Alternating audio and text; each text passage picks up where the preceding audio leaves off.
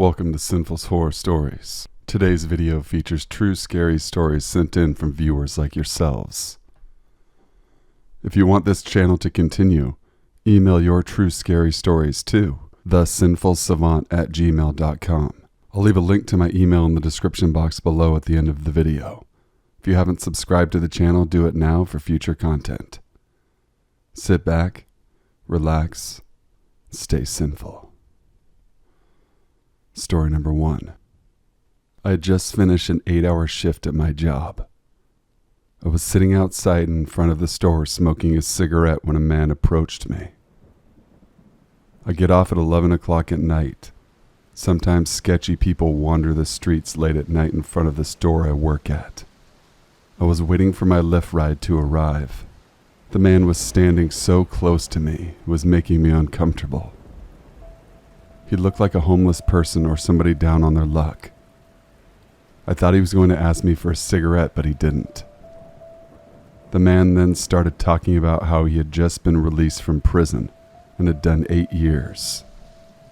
The man said he used to fight people in the streets and would knock them out cold. Now I was getting scared. I was getting ready for this guy to swing at me at any moment, but he didn't.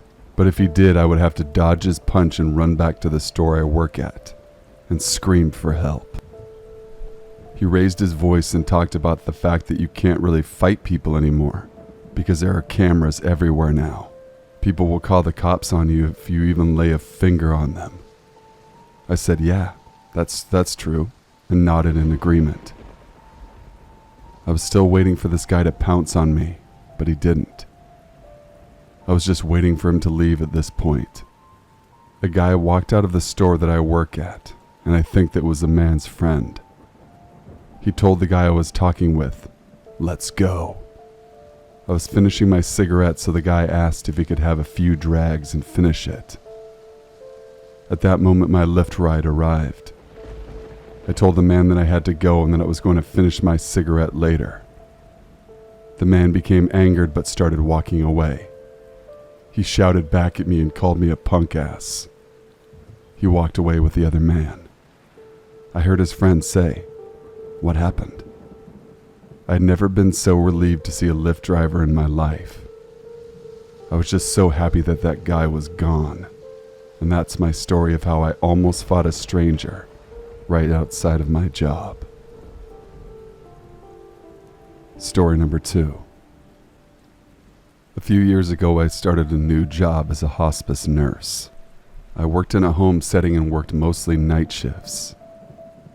My job was to make my patients as comfortable and pain-free during their last days on Earth. So this night, I was assigned to go to an assisted living facility.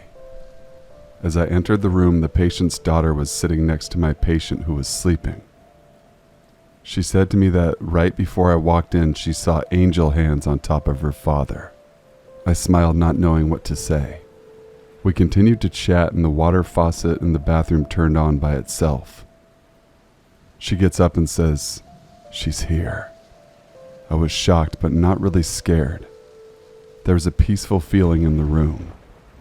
The man's daughter goes into the bathroom to turn off the faucet. I asked her, "Who are you talking about?" She said her mother had come for her father. Her mother passed away a few years prior. She finally leaves after about 30 minutes of visiting, and I continue with my job making my rounds to my patients. Around 3:30 in the morning, I'm sitting in the recliner right in front of my patient, and I doze off. I wake up and see an older lady touching his face. Everything in the room was black and white. Then the lady with a big smile turns to me and says, "And how are you?" I jumped out of my chair like a rocket. I wondered if I was fully awake or not. I was so scared my shift couldn't end quick enough that night. The next night I didn't really want to go back, so they assigned someone else. The man passed away at 3:30 in the morning the very next night, at the exact same time when I saw that lady touching him. That experience was truly horrifying for me. Story number 3. This story takes place in the late 1990s when I was 16 years old. I would sleep with a candlelight in my room because my stepdad was a jerk and didn't want us leaving any lights on. I was always scared in this house because of the negative and dark energy. I would wake up in the middle of the night with the candlelight flickering really high in the dark room. On several occasions, I couldn't turn over in my bed because there was a heavy pitch black shadow lying next to me. Another time I was taking a nap in the living room, and a small child started jumping and laughing on the couch next to me. I quickly woke up in a major panic, but then realized there was nothing there. A few years later, after I moved out, the landlord told my mom that the house had a dark history. Apparently, someone was shot to death during a drive-by shooting in this home. The landlord's daughter moved into that house right after my mom moved out. She passed away due to overdose.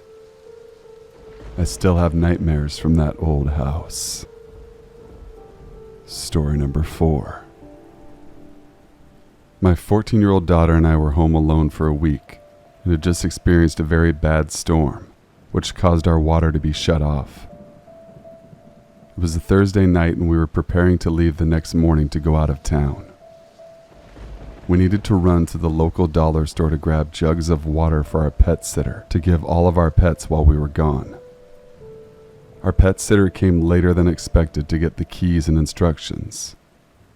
That was no problem for us, but we made it to the store just minutes before it closed at 9 p.m.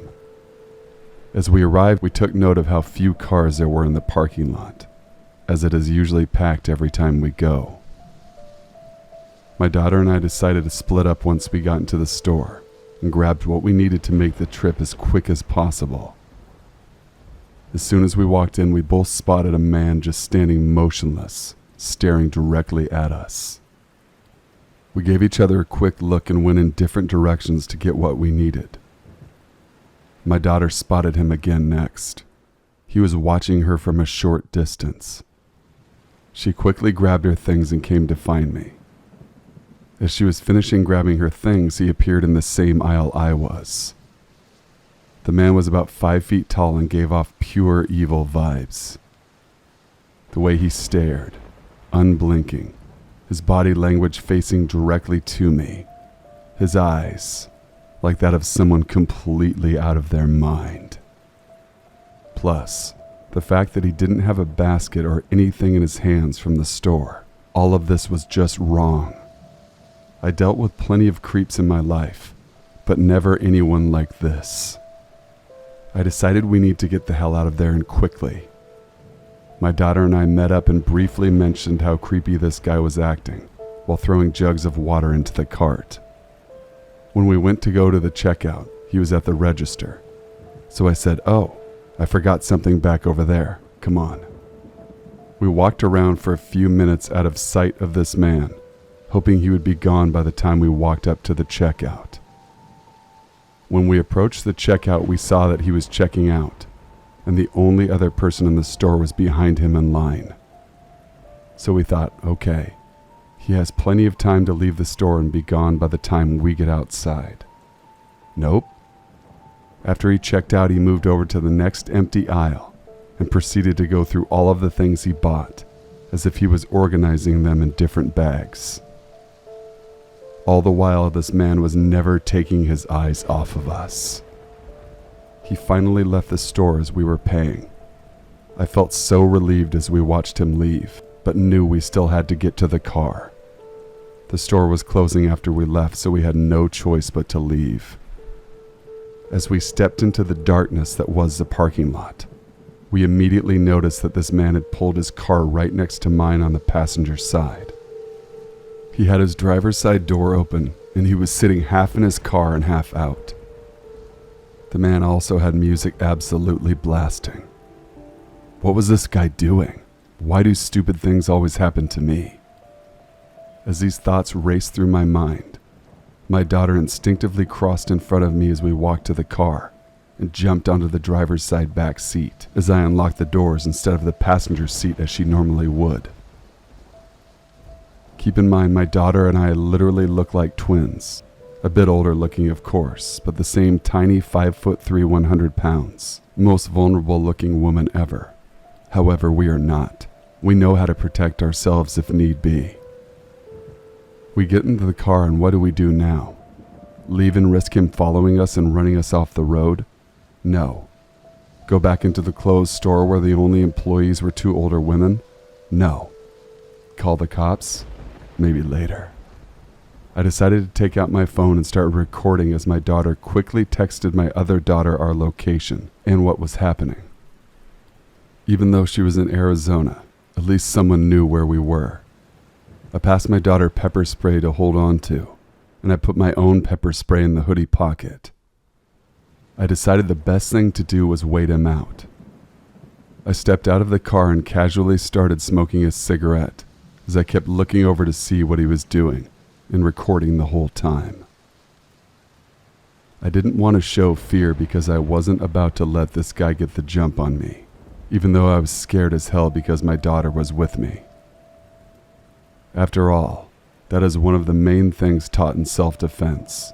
Look aware and appear confident even if you're not. He just sat there watching us listening to his horrible music. If this man was trying not to draw attention to this situation, he was failing miserably. He had every light on inside and outside of his car. He actually had a pretty nice car, a new Cadillac two-door sedan, but it had these obviously identifying bright neon green lights that lit up the entire undercarriage of the car. By the way, he was so intently staring at me I felt sick to my stomach. It was like he was about to pounce at any second. What would he have done if my daughter and I were not paying attention? She had gone onto the side of the car where he was. I truly believe that it would not have ended well. After about 10 minutes of this, he backed out of his parking spot and parked directly behind my car, so I couldn't leave even if I wanted to.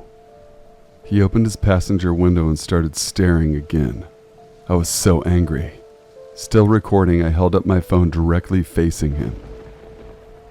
He then parked in another spot and continued to stare, hanging out of his car as I recorded his dumbass the whole time. This guy gave zero cares about anything I did or how obvious he was being.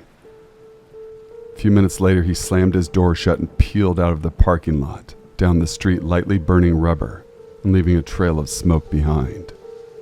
I've never seen that car again, despite it being a very noticeable car.